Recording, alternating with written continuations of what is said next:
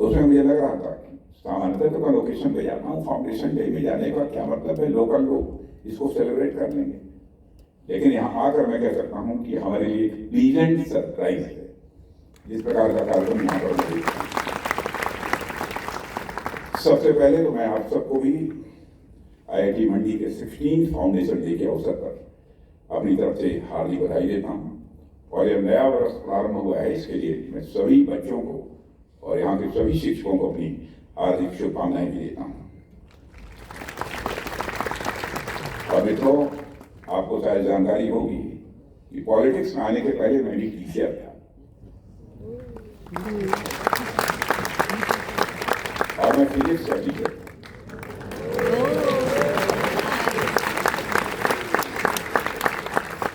पढ़ने में कमजोर नहीं था।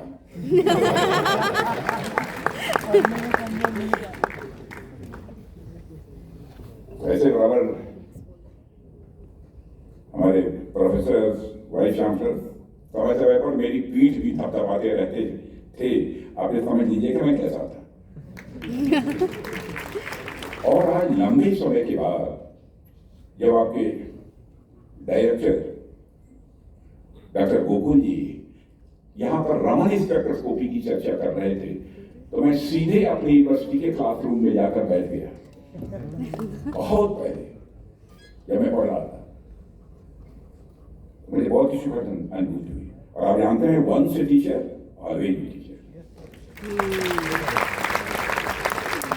और जब भी मुझे कहीं टीचर्स और स्टूडेंट्स के बीच जाने का अवसर प्राप्त होता है तो सचमुच मुझे बहुत ही आनंद की अनुभूति होती है।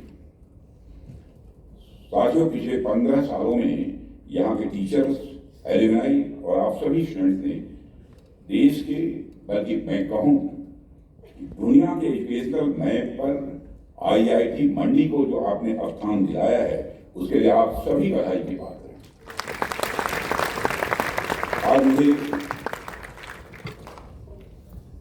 कई कार्यक्रमों में भाग लेना था, लेकिन मैंने फैसला किया सारे कार्यक्रमों को निरस्त करूंगा और इस कार्यक्रम में मैं उपस्थित रहूंगा।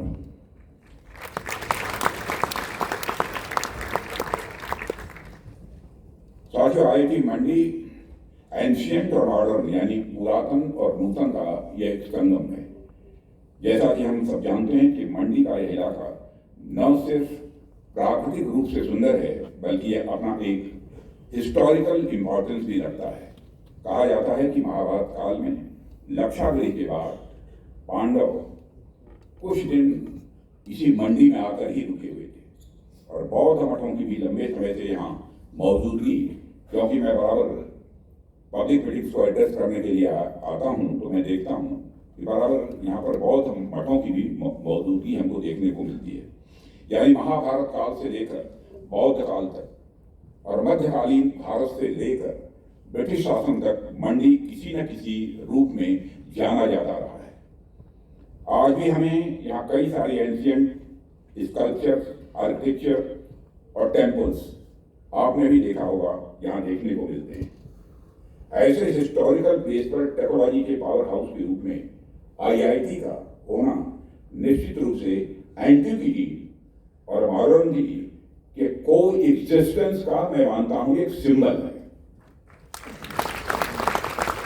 और आज जब हम सब IIT मंडी के 16th फाउंडेशन डे को यहाँ पर सेलिब्रेट करने के लिए एकत्रित हुए हैं तो मैं एक बात कहना चाहता हूँ। किसी भी इंस्टीट्यूशन की स्थापना के पीछे एक विजन भी होता है और मिशन भी होता है।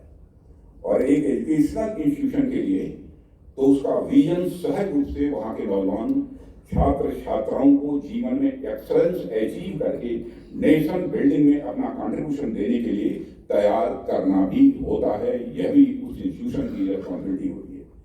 और जैसा कि मुझे बताया गया है, IIT मंडी का विजन साइंस और टेक्नोलॉजी एजुकेशन में लीडर बनना है। इस IIT मंडी का विजन साइंस और टेक्नोलॉजी एजुकेशन में लीडर बनना है और साथ में नॉलेज क्रिएशन और इनोवेशन को बढ़ावा देकर एक जस्ट, इंक्लूसिव और सस्टेनेबल सोसाइटी का भी निर्माण करना इस IIT मंडी का उद्देश्य है, यहाँ पढ़ने वाले छात्रों का उद्देश्य है। और मैं मानता हूं कि अपने आप में बहुत ही नोबल विजन है। Knowledge creation and innovation is the most essential condition for the progress of the society, and we should promote and encourage it in every measure. मित्रों, किसी भी समाज के विकास के लिए इन्वेंशन और इनोवेशन बहुत ही महत्वपूर्ण होता है, पर इन्वेंशन और इनोवेशन इंश्योर करने के लिए सबसे आवश्यक यह होता है कि आइडिएशन और आइडिएशन इंश्योर करने के लिए हमें फ्री फ्लो ऑफ आइडियाज और क्रिटिकल थिंकिंग को इनकरेज करना ही होता है। मुझे लगता है कि इसके लिए आईआईटी जैसे इंस्टीट्यूशन से बेहतर और कोई दूसरा इंस्टीट्यूशन नहीं हो सकता है। आज पूरा विश्व टेक्नोलॉजिकल डोमिनेंस के लिए एक अनप्रेसिडेंटेड रेस का हिस्सा बना हुआ है, और इसको समझने के लिए मैं आपके सामने एक नंबर रखना चाहता हूं। अप्रैल 2024 तक दुनिया भर में 5.44 बिलियन लोग इंटरनेट का उपयोग कर रहे थे, जो विश्व की कुल आबादी का अप्रॉक्सिमेटली 67.1% के बराबर है। भारत में भी मोबाइल का प्रयोग किस हद तक हो रहा है, यह मैं समझता हूं कि आप बच्चों को बताने की जरूरत नहीं है, आप सब अच्छी तरह जानते हैं।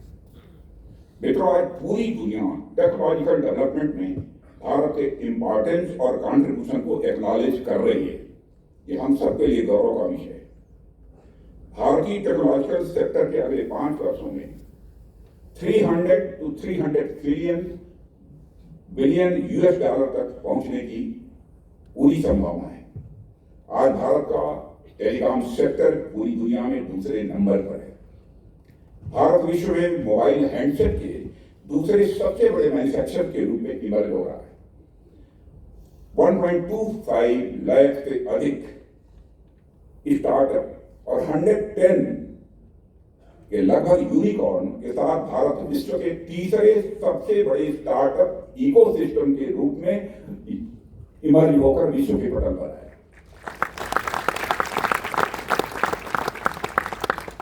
मित्रों, फिनटेक से लेकर ई कॉमर्स तक और एडटेक से लेकर क्लीन टेक तक भारत के टेक एंटरप्रेन्योर्स ने न सिर्फ भारत बल्कि पूरे विश्व के टेक्नोलॉजिकल पैराडाइम को एक शेप देने का काम कर रहा है।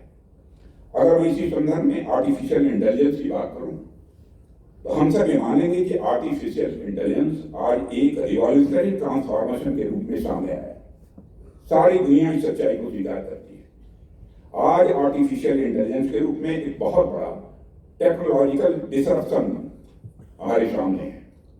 एक तो आर्टिफिशियल इंटेलिजेंस अपने आप में एक नई डेवलपमेंट है और इसके पूरे इम्प्लीकेशन अब भी लोगों के द्वारा समझने की कोशिश की जा रही है, परंतु इसमें भी हमें लगातार बदलाव देखने को मिल रहे हैं और दुनिया की बड़ी बड़ी कंपनीज ने बिलियंस ऑफ डॉलर खर्च करके जनरेटिव चैटबॉट्स जैसे सुपर स्ट्रक्चर का भी निर्माण किया है।